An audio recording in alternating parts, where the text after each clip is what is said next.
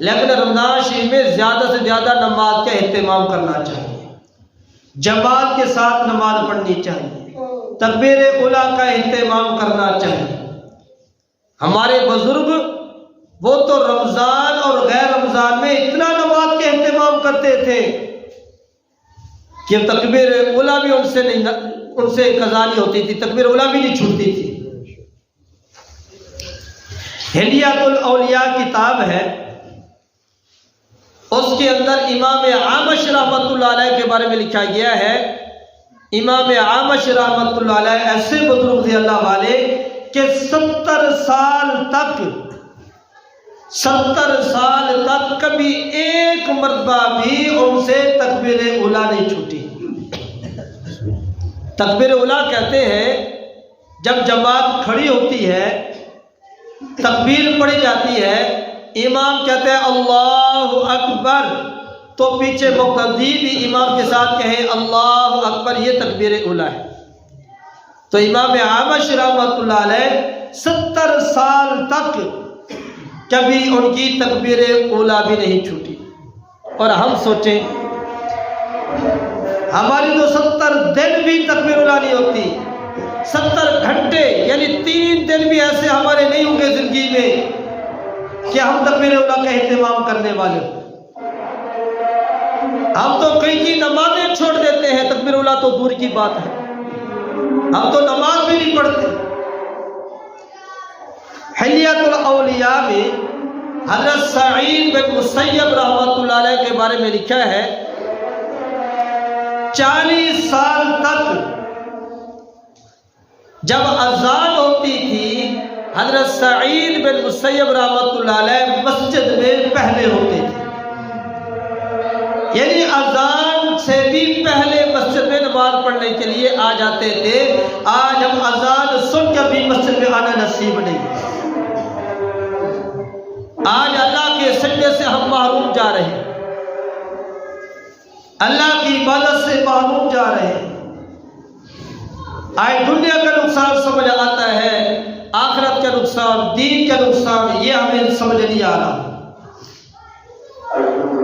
تاریخ مشائخ کے اندر لکھا ہے ایک بزرگ گزرے اللہ والے میاں جی نور محمد رحمت اللہ علیہ،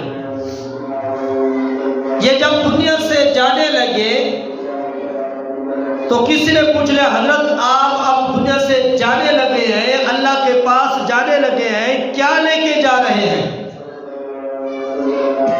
تو اللہ والے نے فرمایا اور تو کہ میرے پاس عمل نہیں،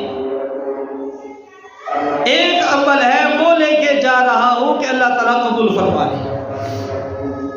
اب وہ عمل کیا ہے؟ واللہ والے فرمانے لگے 28 سال ہو گئے ہیں، ایک دن بھی میرے سے تکبیر اولیٰ نہیں چھوٹی۔ 28 سال میں ایک مرتبہ بھی تکبیر اولیٰ نہیں چھوٹی۔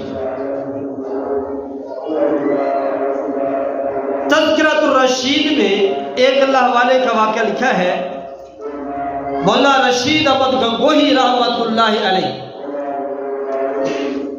ایک جگہ جلسہ تھا، اس جلسے میں گئے، اب جلسے سے فارغ ہوئے، نماز کے وقت ہو گیا، ادھر لوگ آ کے سلام کرنا شروع کر دیا، ملنا شروع کر دیا، لوگوں سے ملتے ملتے آگے گئے تو ایک رکعت نکل گئی۔ اب نماز کے بعد لوگوں نے کیا دیکھا؟ حضرت غمگین بیٹھے ہیں اور رو رہے ہیں۔ لوگوں نے پوچھا کہ کیوں رو رہے ہو؟ کہنے لگے 22 سال ہو گئے ہیں، کبھی میری تکبیر اولیٰ نہیں چھوٹی، آج پہلا دن ہے کہ میری تکبیر اولیٰ چھوٹ گئی ہے۔ اور تکبیر اولیٰ کے چھوٹنے پہ وہ رو رہے ہیں، غمگین ہے۔ ہم نماز کے چھوٹنے میں بھی کبھی رونا نہ آیا، نماز کے قضا کرنے پر کبھی ہمیں دکھ اور صدمہ نہ ہوا۔ احیاء العلوم میں امام حاتم آصم رحمت اللہ علیہ کا واقعہ لکھا ہے، ایک مرتبہ ان کی تکبیر اولیٰ رہ گئی اور گھر میں بیٹھے رو رہے ہیں۔ امام اسحاق رحمت اللہ علیہ گئے، پوچھا حضرت خیر تو کیوں رو رہے ہو؟ کہنے لگے آج میرا بیٹا فوت ہو جاتا نا تو سارا علاقہ میری تعزیت کے لیے آتا، میری تکبیر اولیٰ رہ گئی، کوئی پوچھنے کے لیے بھی نہ آیا۔ یعنی ہمارے بزرگوں کے نزدیک بیٹے کا فوت ہونا اتنا نقصان نہیں تھا، ایک تکبیر اولیٰ کا رہ جانا یہ نقصان تھا۔ اور آج ہم فوت کی نمازیں چھوٹ جاتی ہیں، کسی کو کوئی مہمان آ گیا نمازیں چھوٹ جاتی ہیں۔ حضرت عبید اللہ بن عمر یہ بزرگ ہیں اللہ والے، ان کے پاس مہمان آ گیا، اب مہمان کو روٹی کھانا کھلاتے کھلاتے تھوڑی دیر ہو گئی، نماز کی جماعت رہ گئی، نماز تو پڑھ لی، جماعت رہ گئی۔ اب انہوں نے نماز بھی پڑھی، ساتھ 27 نمازیں اور بھی پڑھی کہ جماعت کے ساتھ نماز پڑھنے سے 27 نمازوں کا ثواب ہوتا ہے، تو نماز کے ساتھ 27 نمازیں اور بھی پڑھی تاکہ مجھے 27 نمازوں کا ثواب مل جائے۔